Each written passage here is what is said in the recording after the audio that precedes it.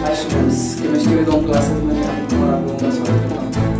आज मैं लेकर आया हूँ क्लास 12 सेकेंड यूनिट का लेक्चर नंबर 4 जो कि इलेक्ट्रोकेमिस्ट्री से है। और इलेक्ट्रोकेमिस्ट्री में मैंने आप लोगों को पढ़ा रखा है कि चालकता क्या होती है, मोलर चालकता क्या आज बताना है और तुल्यांक चालकता भी आज बताना है। इससे पहले मैंने कैथोड वगैरह के बारे में भी और उसकी यूनिट के बारे में, उनके फार्मूले के बारे में बात कर रखी है। आज हमारा होगा तुल्यांक चालकता। तो आज का हमारा पॉइंट होगा पहले हेडिंग होगी तुल्यांक चालकता। तुल्यांक चालकता क्या होती है? तुल्यांक चालकता, इसके बारे में आप जानना चाहें, इसको कहते हैं इक्विवेलेंट कंडक्टिविटी। इक्विवेलेंट कंडक्टिविटी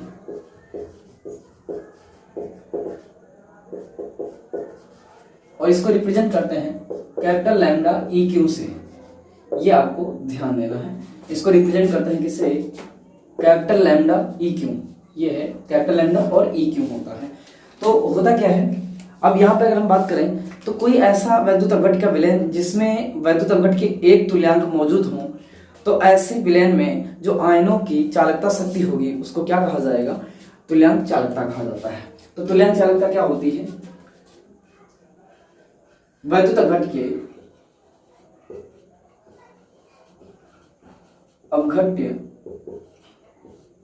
के निश्चित आयतन में, कोई निश्चित आयतन लिया जाएगा, 1 लीटर या जो भी लेना चाहे, निश्चित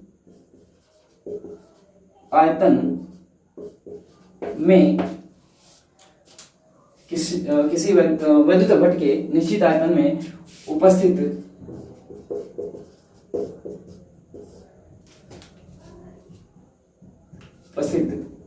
ग्राम तुल्यांक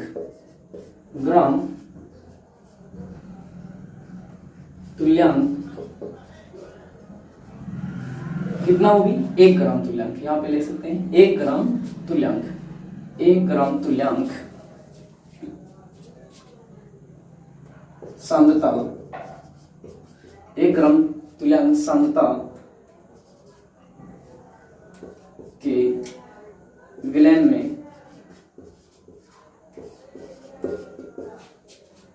आयनों की चालकता शक्ति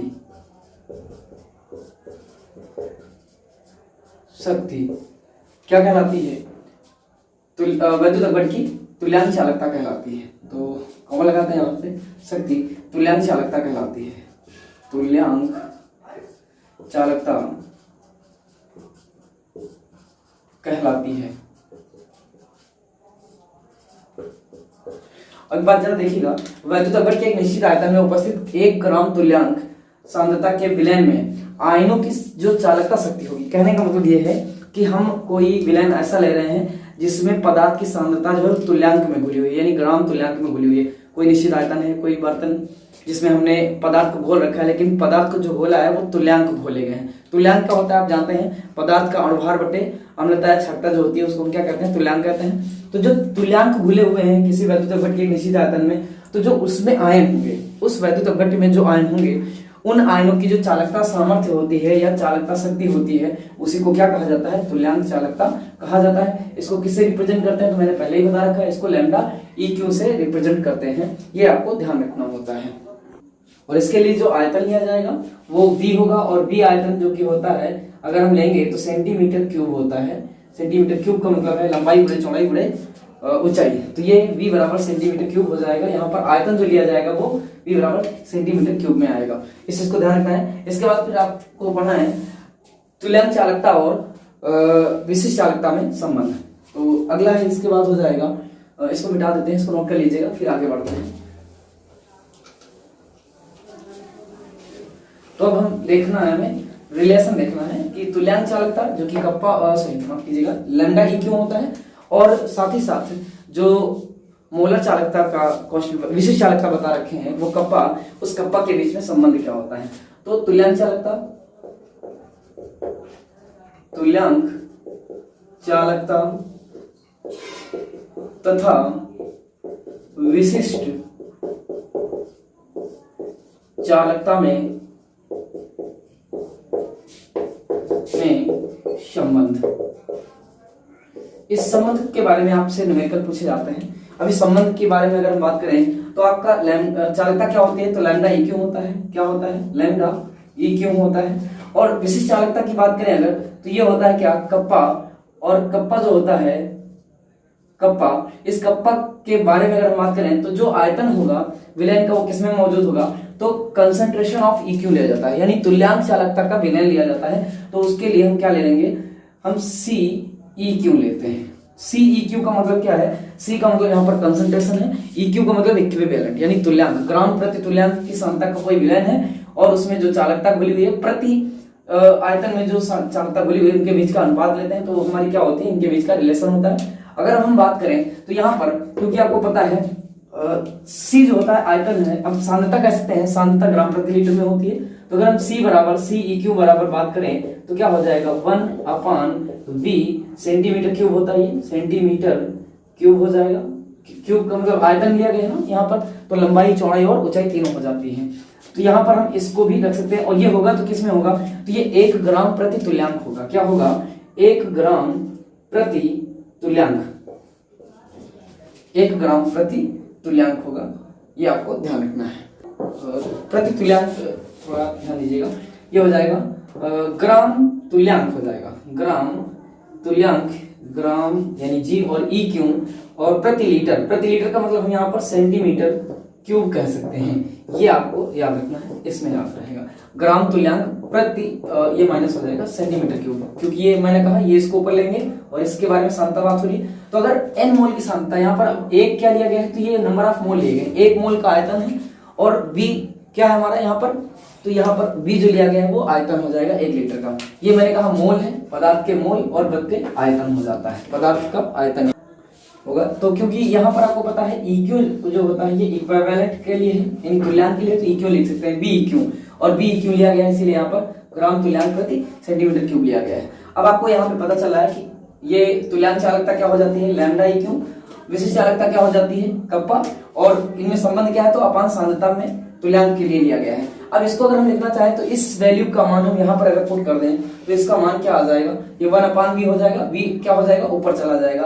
तो ये जो सांद्रता का ये रिलेशन आ गया, लैम्डा ई क्यू बराबर कप्पा है, और ये 1/E होगा, क्योंकि अगर इसके स्थान पर हम 1/V रख दें, V ई क्यू रख दें, तो 1 नीचे रह जाएगा और ई क्यू चला जाएगा ऊपर गुणे में। तो कप्पा अपान 1 और अपान अगर हम ये रखना चाहें इसके बारे में तो V ई क्यू रखेंगे, और ई क्यू जाएगा ऊपर, क्योंकि आपको पता है ये मल्टीप्लाई हो जाएगा अंदर से और ये ऊपर जाएगा। इसको बटे 1 कर देंगे अगर हम, तो ये अंदर का गुणा अंदर नीचे कर आएगा और बाहर का बाहर गुणा करके ऊपर भेज देंगे। तो ये हमारी वैल्यू आ जाएगी कप्पा, और 1 से तो चाहे तो कैंसिल ही कर दो तब भी हो जाएगा। ये एक आप कोई बात नहीं, इसको रखिएगा, और बटे में हमारा कुछ नहीं बचेगा, ई क्यू जाएगा ऊपर multiply into V E Q. तो ये हो जाता है हमारा, यानी हमारा जो फार्मूला आ जाएगा विशिष्ट चालकता का, ई क्यू बराबर क्या हो जाएगा, kappa into V E Q. ये हो जाता है क्या हमारा रिलेशन किसके बीच में, तो ये विशिष्ट तुल्यांक चालकता और विशिष्ट चालकता के मध्य संबंध हो जाता है। फार्मूला क्या इसका मात्रक क्या बनता है, तो मात्रक देख लेते हैं। मात्रक की बात करें अगर, तो आपको पता है विशिष्ट चालकता का मात्रक हम लैम्डा ई क्यू अगर मान रहे हैं, लैम्डा ई क्यू बराबर, अब विशिष्ट चालकता कप्पा का मात्रक क्या होता है, ओम इनवर्स सेंटीमीटर, ओम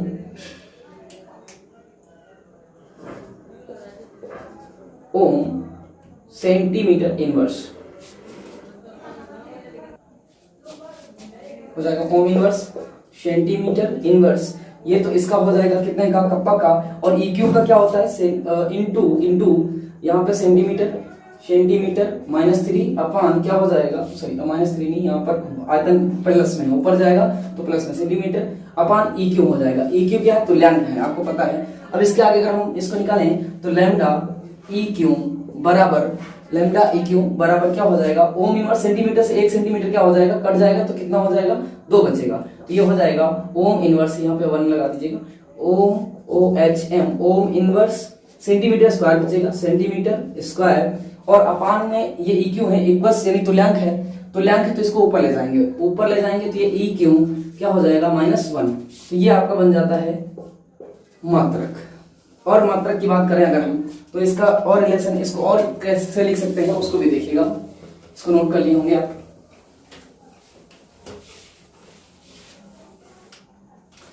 इसी मात्रक को अगर हम ओम को हम पता है सीमेंस भी लिखते हैं, तो ये मात्रक हमारा लैम्डा ई क्यू बराबर, हम इसको छोटा लिख दे रहे हैं एक बार, ohm inverse O H M -1 centimetre square है, सेंटीमीटर स्क्वायर है स्क्वायर, और ई क्यू यानी ग्राम तुल्यांक क्या है, इनवर्स है। अगर इसको हम लिखना चाहें और तो क्या लिख सकते हैं, इसकी जगह हम ओम का सिंबल बना सकते हैं, या फिर इसकी जगह सीमेंस लिख सकते हैं। ओम इनवर्स की जगह सीमेंस लिखते हैं, तो ये फार्मूला हमारा बन जाएगा siemens centimetre square E Q -1। एक तो ये फार्मूला भी बन जाता है, मात्रक बन जाता है, और एक ये मात्रक बन जाता है। और अगर इसको हम लिखें तो इसको या यहाँ पे लिख लीजिएगा तो ज्यादा सही रहेगा, या, और यहाँ पर भी लिख रहे हैं या। इसको हम ओम को मोह भी कह सकते हैं। अगर आप सिंबल बनाना चाहें तो ओम का सिंबल बना सकते हैं, ओम इनवर्स सेंटीमीटर स्क्वायर और ई क्यू -1, ये फार्मूला भी बन जाता है। और मैंने कहा इसको मोह भी बोलते हैं, तो इसको मोह कह सकते हो, MHO मोह सेंटीमीटर स्क्वायर ई क्यू -1, ये फार्मूले आपके बन जाते हैं। ये उतना हो जाता है। अब इस समीकरण को मैंने अभी जो आपकी समीकरण जो लिखी थी, ये वाली लास्ट वाली समीकरण, इस समीकरण को मान लेते हैं क्या 1, ये समीकरण नंबर हमारी 1 हो जाती है। अब इसके आगे बढ़ेंगे, ये समीकरण अगर 1 मान के चलते हैं तो अब जरा देखते हैं कि अगर तुल्यांक जो है 1 लीटर में घुले हुए हैं, यानी जो नॉर्मलता है वो विलेन के लिए अगर 1 लीटर विलेन के लिए ली गई है तो उसका रिलेशन क्या हो जाएगा। तो आपने संबंध देख लिया है तुल्यांक चालकता और विशिष्ट चालकता में। अब इस बार हम देख सकते हैं क्या, तुल्यांक चालकता तथा नॉर्मलता में संबंध देख सकते हैं। पहली समीकरण आपने मान रखी है, क्या थी अभी बताते हैं फिर से। और यहाँ पे नॉर्मलता में संबंध, नॉर्मलता में संबंध, तो नॉर्मलता में संबंध क्या हो जाएगा उसके बारे में देखिएगा। यदि अगर हम यहां पर बात करें, यदि विलेन के 1000 ml में n तुल्यांक उपस्थित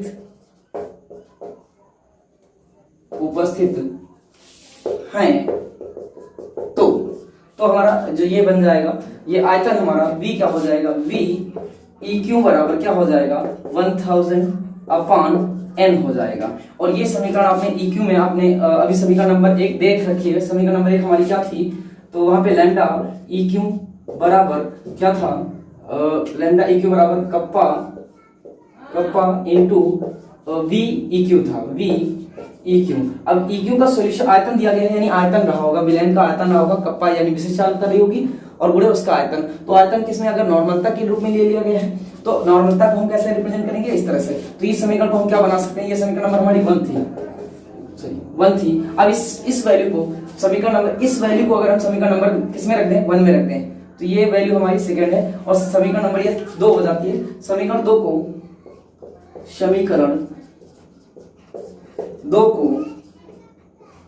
समीकरण 1 में रखने पर तो क्या प्राप्त हो जाएगा आपको, तो ये वैल्यू आप इस वाली समीकरण में रख दीजिएगा। तो लैम्डा ई क्यू बराबर कप्पा इंटू 1000/n प्राप्त हो जाता है। क्या प्राप्त हो जाता है, कप्पा इंटू 1000। और ये किसमें होगा, ये जो आयतन आता है आपको पता है इसका मात्रक क्या होता है, तो cm क्यूब हो जाता है, cm क्यूब हो जाता है, ये आपको ध्यान रखना होता है। तो इस तरह से इसका मात्रक आप देख सकते हैं। और ये समीकरण नंबर हम मान लेंगे क्या, ये 1 थी, ये 2, और ये वाली समीकरण नंबर हमारी 3 हो जाती है। तो ये हमारा रिलेशन हो जाता है किसमें, तुल्यांक चालकता और नॉर्मलता में संबंध। अब यहाँ पर तो अभी नॉर्मलता की बात हुई है, तुल्यांक लिए गए हैं इसलिए तुल्यांक अगर है तो नॉर्मलता की बात हो रही है। लेकिन एक चीज आपने विलेन चैप्टर भी अगर पढ़ रखा है तो मोलरता होती है, क्या होती है, मोलरता। मोलरता में क्या होता है, मोल घुले होते हैं प्रति लीटर में, यानी 1 लीटर में मोल घुले हो तो उसको मोलरता कहते हैं। और अगर नॉर्मलता की बात करें, नॉर्मलता की तो इसमें तुल्यांक घुले होते हैं, तुल्यांक प्रति लीटर में होते हैं। ये आपको ध्यान रखना है। अगर लीटर में तुल्यांक भूले हुए हैं तो आप तुल्यांक चालकता से नॉर्मलता का संबंध दिखा सकते हैं, क्योंकि ये तुल्यांक भूले हुए हैं किसमें है, नॉर्मलता में, तो इसकी जो चालकता होगी वो नॉर्मलता से रिलेशन दिखाती है। अब वही चीज अगर हम बात करें यहाँ पर मोलर चालकता की अगर बात आ जाए तो मोलर चालकता क्या होती है, ऐसा वैद्युत अपघटिका विलयन जिसमें पदार्थ के यानी वैद्युत अपघट के मोल घुले हों, तो उनमें जो उपस्थित आयन होंगे उनकी जो चालक आयनों की जो चालकता शक्ति होगी उसको क्या कहेंगे, मोलर चालकता कहेंगे। जैसे मैंने यहाँ पे पढ़ा है वैसे ही अब मोलरता के लिए तो मोल होगा, क्योंकि नॉर्मलता और मोलरता में कुछ खास अंतर नहीं, बस अंतर इतना है कि इसका अणुभार जो होता है मोलरता में अणुभार को अम्लता और क्षारकता से डिवाइड करके रखते हैं, बस इतना अंतर होता है। तुल्यांक कैसे निकालते हैं, तुल्यांक आपको पता होना चाहिए। तुल्यांक होता है अणुभार बटे अम्लता या क्षारकता, अणुभार बटे अम्लता या क्षारकता, और इसको लिखते हैं स्मॉल एन से, इसको लिखते हैं स्मॉल एम से और इसको अपान एन से, तो ये एम अपान एन बन जाता है। अणुभार बटे अम्लता या क्षारकता, एसिडिटी और बेसिसिटी, तो ये हो जाती है अम्लता या क्षारकता। इसके बारे में बात होगी। अब ये हमारा हो जाता है तुल्यांक चालकता और नॉर्मलता में संबंध। अभी आपने इससे पहले क्या देखा, तुल्यांक चालकता और विशिष्ट चालकता में संबंध। ठीक उसी प्रकार हम फिर से क्या पढ़ेंगे, अब जहां तुल्यांक थे वहां पर मोल पढ़ेंगे और जहां पर नॉर्मलता है वहां पर मोलरता रखेंगे, और हमारी समीकरण क्या बन जाएगी। अब अगला हमारा हो जाएगा, ये तो तुल्यांक था, तुल्यांक के बारे में हमने देख लिया। अब हम मोलर चालकता के बारे में देखेंगे। इनका मात्रक भी आपने देख लिया है, मात्रक क्या बन गया है वो मैंने आपको डिफाइन करके दे दिया। अब अगला हमारा जो अगली हेडिंग है हमारी तुल्यांक चालकता के बाद मोलर चालकता, तो यहां पर हो जाएगी मोलर चालकता। मोलर चालकता,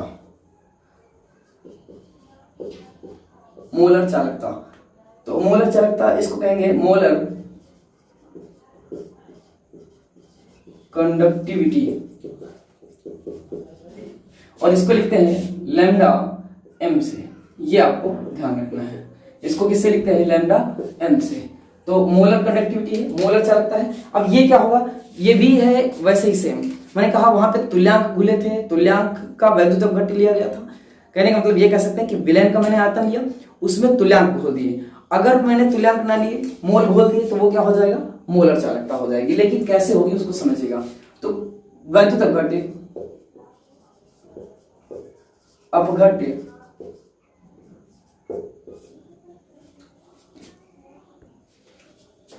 के एक मोल निश्चित आयतन में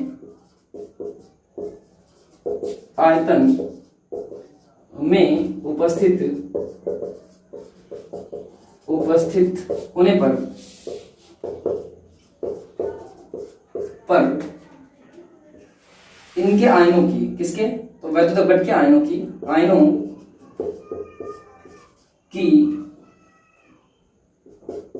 चालकता शक्ति क्या कहलाती है, मोलर चालकता कहलाती है। ये आपको ध्यान रखना है। और इसको रिप्रेजेंट किससे करते हैं, तो इसको लैम्डा एम से रिप्रेजेंट करते हैं, ये आपको ध्यान रखना होता है। कहने का मतलब मैंने कोई एक विलयन 1 लीटर का आयतन में जल ले लिया और उसमें कोई वैद्युत अपघट्य बोल दिया। जल में जो वैद्युत अपघट्य घुला हुआ है वो 1 मोल घुला हुआ है। अब इस 1 मोल के वैद्युत अपघट्य वाले विलयन में जो आयनों की जो चालकता शक्ति है, मैंने कहा वो उसकी क्या कहलाएगी, मोलर चालकता कहलाएगी। अर्थात ऐसा विलयन जिसकी मोलरता कितनी है, 1 है, उस विलयन की जो आयनों की चालकता शक्ति होगी वो उसकी क्या कहलाएगी, विलयन की मोलर चालकता कहलाती है। तो ये हो जाता है। इसके बाद हमें क्या देखना होता है, मोलर चालकता और विशिष्ट चालकता में संबंध देख लेते हैं। तो ये भी सेम वैसे ही रहेगा। मैंने कहा जैसे जहां पे तुल्यांक की बात होगी, अगर तुल्यांक घुले होने को लेकर अगर बात हो रही है तो तुल्यांक चालकता होती है, अगर मोल घुले होंगे तो मोलर चालकता होगी। आयतन आपका निश्चित रहता है, मोल घुले हैं तो मोलर चालकता, तुल्यांक घुले हैं तो तुल्यांक चालकता। ये आपको ध्यान रखना है, बस यही अंतर आपको डिफाइन कराएगा इस परिभाषा को। आगे बढ़ते हैं। अब अगली हेडिंग होगी हमारी मोलर चालकता। मोलर चालकता तथा विशिष्ट चालकता में संबंध। अब मोलर चालकता को हम किस में रिप्रेजेंट करते हैं, लैम्डा एम से, आपको पता है लैम्डा एम से। और विशिष्ट चालकता को हम किसमें रिप्रेजेंट करते हैं? विशिष्ट चालकता को हम रिप्रेजेंट करते हैं कप्पा से, ये आपको पता है। तो लैम्डा m और कप्पा के बीच में रिलेशन क्या है आपने अभी देखा। अगर मोलर चालकता विशिष्ट चालकता और आयतन के गुणनफल में है, क्या है अनुपात में है, तो अनुपात हम क्या लेंगे, क्योंकि सांद्रता को लिया गया है, सांद्रता कितनी सांद्रता में कितनी विशिष्ट चालकता मौजूद है, उन दोनों का अनुपात ही क्या कहलाएगा, लैम्डा m। तो इस तरह से हम कह सकते हैं ये रिलेशन हो जाएगा। क्या संबंध है उसको देखिएगा, लैम्डा m बराबर कप्पा इंटू कप्पा अपान क्योंकि यहाँ पर किसमें सांद्रता लेना है, बराबर सांद्रता कप्पा अपान आयतन को किसमें लेंगे, c हो जाएगा। और c कौन सा हो जाएगा, इस बार E क्यों नहीं लेंगे, इस बार क्या लेंगे, m लेंगे। m क्या होगा, मोलर सांद्रता को बता रहा है, कंसंट्रेशन ऑफ मोलरिटी, और ये विशिष्ट चालकता और ये लैम्डा m। तो इन दोनों के बीच में संबंध आ रहा है। अगर मैंने कहा इसमें जहां पर हम बात करें तो लैम्डा m क्या है, मोलर चालकता है, कप्पा क्या है, विशिष्ट चालकता है, और Cm क्या है, तो कंसंट्रेशन ऑफ मोलरिटी होता है, यानी कि सांद्रता, कितनी सांद्रता का कोई आयतन लिया गया है। तो यहाँ पर अगर हम बात करें, इसको हम क्या लिखते हैं, यदि यहाँ पर Cm बराबर 1/V(m) लिया गया है, और ये क्या है, Cm³ है, ये आपको पता है, ऊपर जाएगा तो माइनस में जाएगा। अगर ये रख देंगे तो इस समीकरण को हम यहाँ पर बनाए हुए हैं। अब इसको चाहे तो एक मान सकते हो, वैसे मैंने इसको नहीं माना था, उसमें भी इसमें भी नहीं मान रहे हैं। तो ये समीकरण वैल्यू इसकी अगर हम यहाँ पर पुट कर दें, ये वैल्यू अगर m की c जो कंसंट्रेशन ऑफ मोलरिटी है, इसको हम यहाँ पे पुट कर दें, तो ये क्या बन जाएगा, या लैम्डा m बराबर ये हो जाएगा क्या, मैंने कहा कप्पा है, कप्पा के बटे में 1 रखें, बटे पूरे का बटे c है, c को हम क्या लिख सकते हैं, 1/v लिख सकते हैं, Vm। और Vm को जब हम इसको अंदर का अंदर गुणा करके नीचे लाएंगे, बाहर का बाहर गुणा करके ऊपर ले जाएंगे, तो एक गुणा एक नीचे आ जाएगा, और ये हो जाएगा कप्पा इंटू Vm। तो ये हो जाता है, अर्थात इसको हम लिख सकते हैं क्या, या लैम्डा m बराबर कप्पा इंटू V कैसा m। तो ये फार्मूला हमारा बन जाता है। इस समीकरण को हम 1 नंबर समीकरण मान लेंगे। ये समीकरण हमारी 1 नंबर की समीकरण हो जाती है, जहां पर मैंने कहा लैम्डा m मोलर चालकता है, कप्पा विशिष्ट चालकता होती है, और आयतन जो है वो कितना लिया गया है, आयतन V आयतन का सॉल्यूशन लिया गया है।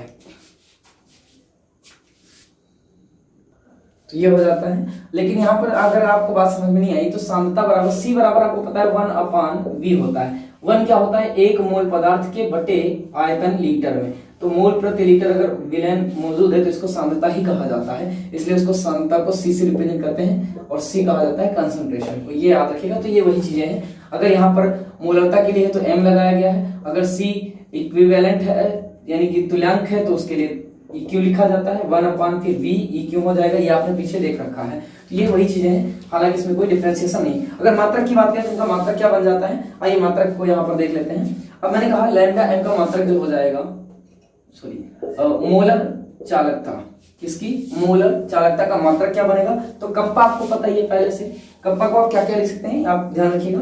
तो इसका हो जाता है ओम इनवर्स Cm इनवर्स, ये आपको ध्यान रखना है, ओम इनवर्स Cm इनवर्स। और क्योंकि इनटू में आयतन है, तो आयतन मैंने क्या बताया अभी, तो गुणे हो जाएगा इसका गुणे, या हम इनटू करके इसको ब्रैकेट में रख लेते हैं, इनटू ये सेंटीमीटर है, ये सेंटीमीटर, क्योंकि आयतन होता है तो क्यूब हो जाता है, क्यूब हो जाएगा। अब 1 सेंटीमीटर से 1 सेंटीमीटर क्या हो जाएगा, कट जाएगा, और बटे में यहाँ पे क्या रहेगा, 1 मोल रहेगा, तो यहाँ पे मोल रहेगा बटे मोल। तो मोल अगर आप सेंटीमीटर काटना चाहे तो इस सेंटीमीटर से 1 सेंटीमीटर ये कट जाएगा, 2 बचेंगे अभी, और मोल नीचे है, ये ऊपर जाएगा, तो इसको हम क्या लिख सकते हैं, या OHM ohm inverse centimetre square बचेगा। मैंने कहा 1 कट गया तो 1 2 भी बचे हुए, और मोल नीचे है बटे में है तो ये ऊपर जाएगा, तो ये हो जाएगा क्या, मोल इनवर्स। ये मात्रक आपका बन जाएगा। और इसको अगर आप लिखना चाहें तो ओम का सिंबल लिख सकते हैं यहाँ पर, या ये ओम इनवर्स सेंटीमीटर स्क्वायर और मोल इनवर्स, ये फार्मूला भी आपका एक बन जाता है मात्रक का, ये यूनिट बन जाती है। और अगर आप इसको आप क्या लिखना चाहें, अगर मोह लिखना चाहें, ओम इनवर्स को मोह लिखते हैं MHO, मोह सेंटीमीटर स्क्वायर और मोल इनवर्स। तो तो ये फार्मूला अगला आपका हो जाएगा या करके या हो जाएगा। तो ये फार्मूला अगला आपका बन जाता है। आप फार्मूले देखते जाइएगा। और मैंने कहा ओम इनवर्स को हम सीमेंस के बराबर मानते हैं। ओम इनवर्स जो होता है वो 1 सीमेंस के बराबर होता है। तो यह हमारा अगला फार्मूला क्या बन जाएगा, S सेंटीमीटर स्क्वायर और मोल -1। तो ये फार्मूला भी आपका बन जाता है मात्रक का। तो ये इतने मात्रक आपके लिखे जा सकते हैं। इनमें से कोई भी आपसे पूछ लेगा कि मोलर चालकता का मात्रक क्या होता है, तो आप इनमें से कोई एक दे सकते हैं आसानी से। तो अब आते हैं मोलर चालकता और मोलरता में संबंध पढ़ लेते हैं। इसको मिटा के इसको डेल कर रहे हैं, आप नोट कर लीजिएगा। आई होप कि समझ में आ गया होगा, कोई चीजें बाकी नहीं है। नॉर्मलता क्यों ली जा रही है, मैंने कहा अगर विलयन की नॉर्मलता या मोलरता है, जिस भी विलयन में वो घुला हुआ है, यानी विलयन की सांद्रता को व्यक्त करने का तरीका अलग अलग है। बाकी परिभाषाएं और आप देख रहे होंगे कि जो भी इनका न्यूमेरिक ये सूत्र बन रहे हैं वो सब एक जैसे हैं। बस अंतर क्या है, EQ और M का अंतर मिल रहा है। दोनों में आपको मोलर चालकता में मैंने कहा मोल मिलेगा यानी M, और तुल्यांक चालकता में EQ यानी कि इक्विवेलेंट वेट जो कि तुल्यांक कहलाता है वो मिलेगा। तो ये आपको ध्यान रखना है। अब यहाँ पर आता है क्या, मोलर चालकता और विशिष्ट चालकता में संबंध हो गया है। अब अगला हम देखेंगे मोलर चालकता तथा मोलरता में संबंध। तो रिलेशन किसमें देखना है, मोलर कंडक्टिविटी एंड मोलरिटी। तो मोलरिटी क्या होती है आपको पता है, और मोलर कंडक्टिविटी क्या होती है। अगर अब हम यहाँ पर बात करें कि विलयन का आयतन कैसा है, मोलरता का है, यानी विलयन जो लिया गया है वो मोलरता का है, और उसका आयतन कितना है, 1000 ml मौजूद है। इसमें क्या मौजूद है, ml मौजूद है। और आयतन कितना लिया गया है, अगर इसके 1000 में m मोल उपस्थित हो, कितने मोल मौजूद हो, m मोल मौजूद हो, तो इनका आयतन बन जाएगा क्या, Bm बन जाएगा। यानी ये B है, आयतन कितना है, 1 मोल मौजूद है किसमें, 1000 ml में, इसलिए ये m बराबर क्या आ गया आपको याद रखना। और वो जो समीकरण आपने पहले लिख रखी है कौन सी, लैम्डा m बराबर कप्पा है ना इंटू V m, क्योंकि ये मोलरता के लिए है तो m हो जाएगा। तो यहाँ पर V का मतलब आपको पता चल रहा है क्या है, n/1000/m हो जाता है। तो यहाँ पर अगर हम चाहें तो इसको क्या लिख सकते हैं, इस फार्मूले में ये वैल्यू, ये समीकरण नंबर 1 है ना, इसको 1 में पुट अप कर दो। और ये क्योंकि ml था तो इसको हम थोड़ा सा चेंज कर सकते हैं, इसमें मोल घुले हुए हैं, मोल प्रति आयतन है, मैंने कहा मोल प्रति लीटर में घुले हुए हैं, तो मोल, और किसमें घुले हुए हैं, सेंटीमीटर क्यूब प्रति सेंटीमीटर क्यूब। मोल जो मौजूद है वो किसमें मौजूद है, सेंटीमीटर क्यूब में। यानी सेंटीमीटर क्यों लिया गया, लंबाई चौड़ाई हो तो ऊंचाई का लिया गया है, ये ध्यान रखिए। इस समीकरण में मैंने कहा Vm बराबर आयतन निकल आया। अब इस वैल्यू को हम पुट अप करेंगे, ये समीकरण नंबर 2 मान लेते हैं, और समीकरण नंबर 2 को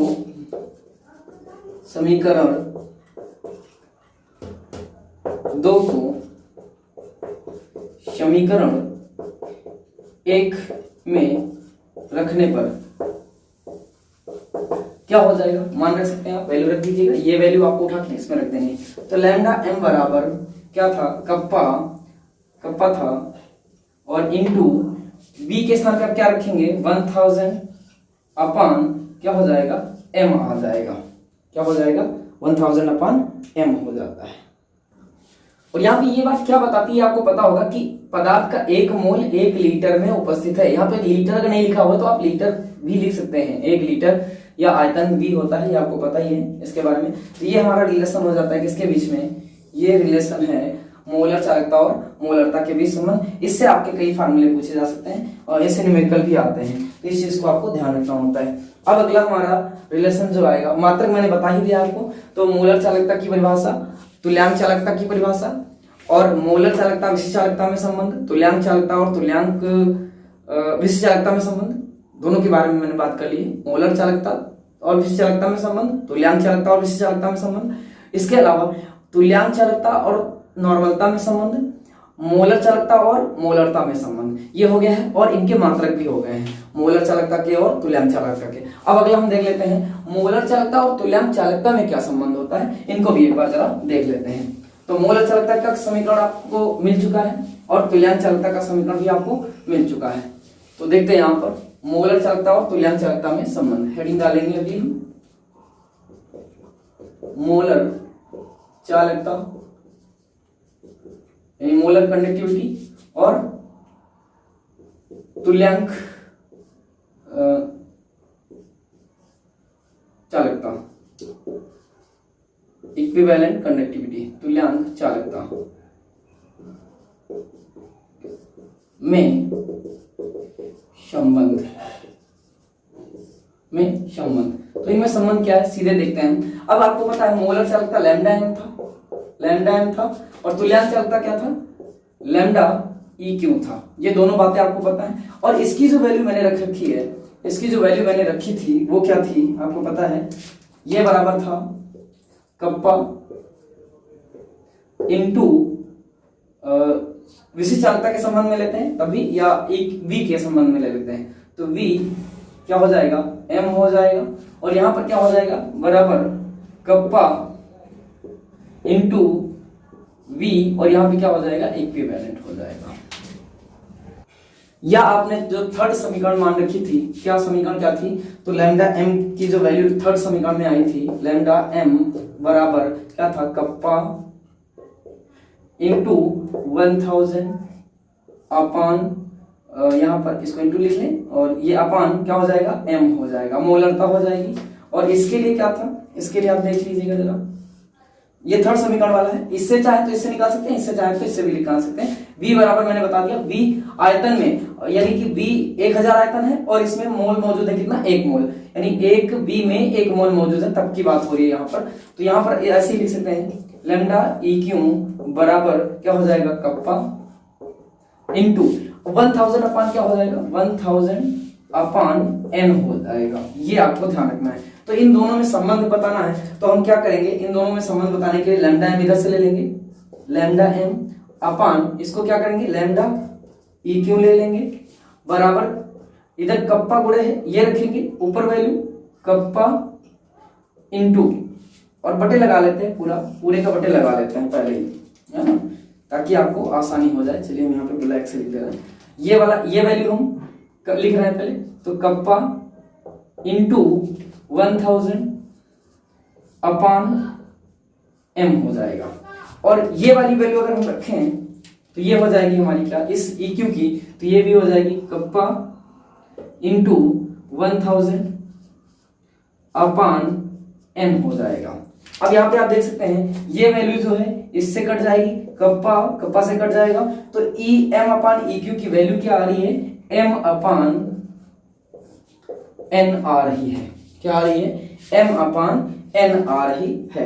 और मोलरता जो होती है वो मोल होते हैं, तो पदार्थ के मोल, और ये नॉर्मलता जो होती है वो तुल्यांक होते हैं। तो मोलरता को किसमें व्यक्त करते हैं, इसको अगर आप चाहें तो लिख सकते हैं क्या, ये मोलरता है, मोलरता, और ये क्या होती है, ये होती है नॉर्मलता। तो आप चाहें तो ई एम अपान ई क्यू बराबर किसके होता है, मोलरता बटे नॉर्मलता के भी। या फिर अगर यहां पर भी आप सहमत नहीं है तो इसके आगे आप जा सकते हैं, क्योंकि इनका आयतन और इनका आयतन दोनों कट जाएंगे, तो ऊपर बचेंगे मोल, क्योंकि आपको पता है इसको क्या कहते हैं, मोल प्रति लीटर, मोल प्रति लीटर, और बटे नीचे हो जाएगा तुल्यांक प्रति लीटर। तो लीटर से तो लीटर कैंसिल हो जाएगा, बचेगा क्या, मोल प्रति तुल्यांक बच जाएगा। तो इसको हम रिलेट कर सकते हैं कैसे, लैम्डा एम, यहां से देखिएगा, यहां पर लिख दे रहे हैं लैम्डा एम अपान लैम्डा ई क्यू, ये बराबर हो जाएगा किसके, ये बराबर हो जाएगा मोल बटे मोल, यानी पदार्थ के जो भी पदार्थ बोला गया, जो भी वैद्युत अपघट है उसके मोल बटे पदार्थ के तुल्यांक। ये हो जाता है इन दोनों के बीच में रिलेशन, ये हो जाता है मोलर चालकता और तुल्यांक चालकता में संबंध। तो आज आपने देखा इस वीडियो में कि मैंने मोलर चालकता, तुल्यांक चालकता और इनके बीच अगर हम बात करें संबंध किसके किसके बीच दिखाया गया है, तो मोलर चालकता, तुल्यांक चालकता के बीच में संबंध हो गया है। यहाँ पर मोलर चालकता विशिष्ट चालकता के बीच में संबंध हो गया, तुल्यांक चालकता विशिष्ट चालकता के बीच में संबंध हो गया है, और साथ ही साथ आपने इनके मात्रक भी देखे। तो आई होप कि हमारी ये वीडियो आपको समझ में आई होगी। अगर आपको वीडियो समझ में आ रही है तो इनके नोट्स बैक टू बैक बनाते चले जाइएगा। हम आपको लेक्चर वाइज आपको ये नोट्स प्रोवाइड करवाते रहेंगे, जो भी आपको चैप्टर पढ़ाएंगे वो आपको लेक्चर वाइज नोट करते रहना है। अगर हमारे कंटेंट में कोई आपको समस्या है तो आप हमें कमेंट कर सकते हैं, और मैंने कहा नोट आप विधिवत बनाते रहिए, अगर नोट्स में आपकी मैच्योरिटी रहेगी तो आपको रिवीजन करने में आसानी रहती है बोर्ड के लिए। तो तब तक के लिए गुड बाय, थैंक यू।